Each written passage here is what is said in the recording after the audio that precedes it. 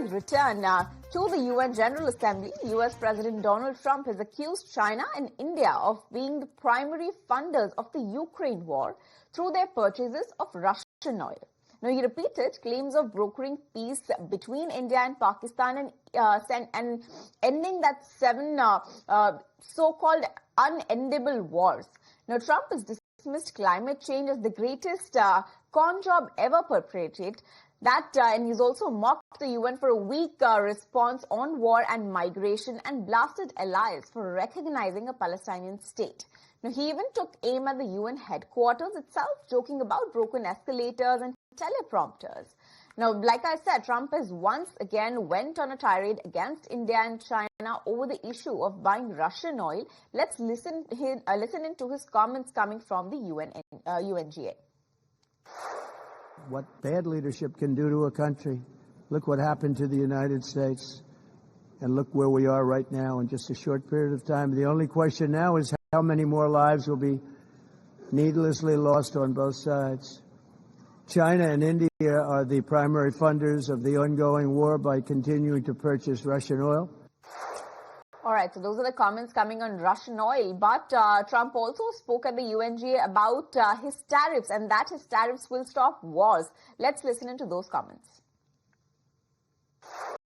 Russia is not ready to make a deal to end the war. Then the United States is fully prepared to impose a very strong round of powerful tariffs, which would stop the bloodshed, I believe, very quickly. But for those tariffs to be effective, European nations, all of you are gathered here right now, would have to join us in adopting the exact same measures.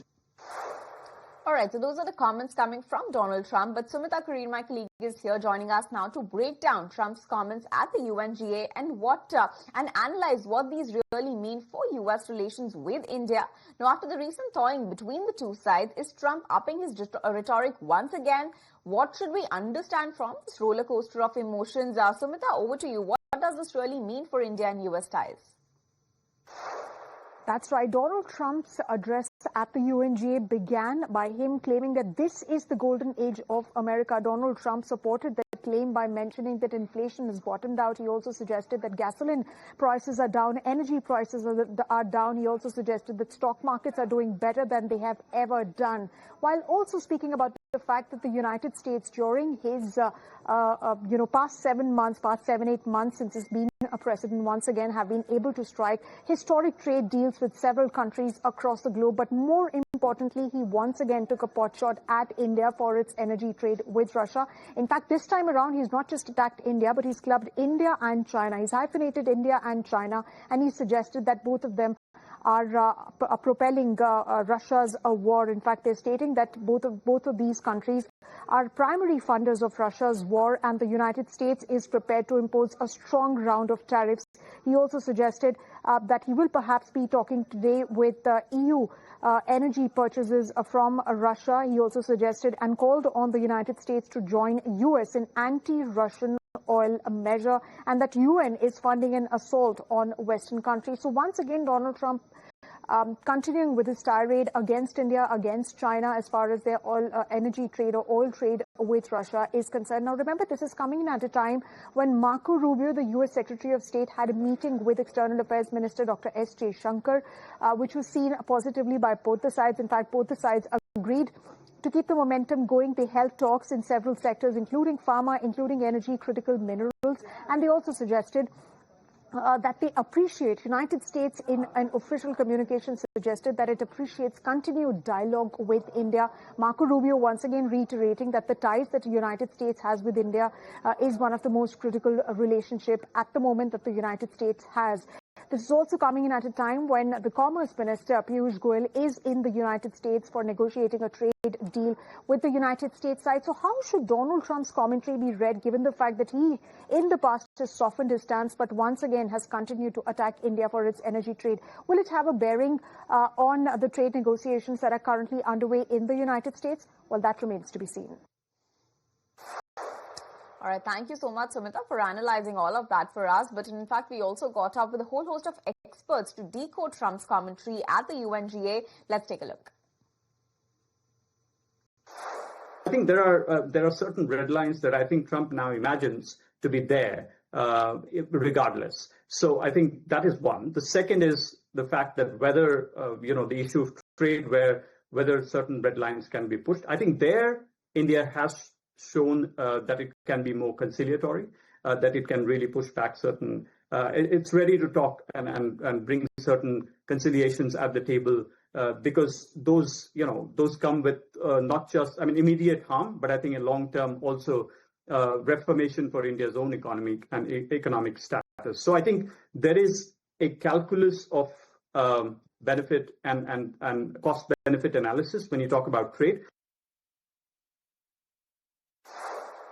Well, I'd only like to say that he's living in his own alternate reality, and the reality is that except for Donald Trump, if let's say a person comes into your house and offers you a terrific job, and another person comes into your house and at the point of a gun burglarizes you, do you treat both the same way? China is basically stealing jobs from the United States and from different other countries. China is basically trying to become dominant, and that means overtake the United States. India is doing no such thing. So Donald Trump is the burglar and the friend. I think it won't make a difference because at 50% tariffs, those exports will not take place. India will have to look for alternative destinations, and a lot of that is going to be impacted. So going from 50 to 75 is not going to make a difference in terms of the hard realities of the situation. Secondly, equating India and China, I think, is a bit problematic given that India is a strategic partner of the United States. Our economies have not been in competition with each other. Our economies have been actually complementary to each other. All right, so that's the latest word coming from experts on what this could mean for India and US ties. But moving on, External Affairs Minister S. Jaishankar has called on the global south to embrace multilateralism as it navigates rising risks and uncertainties.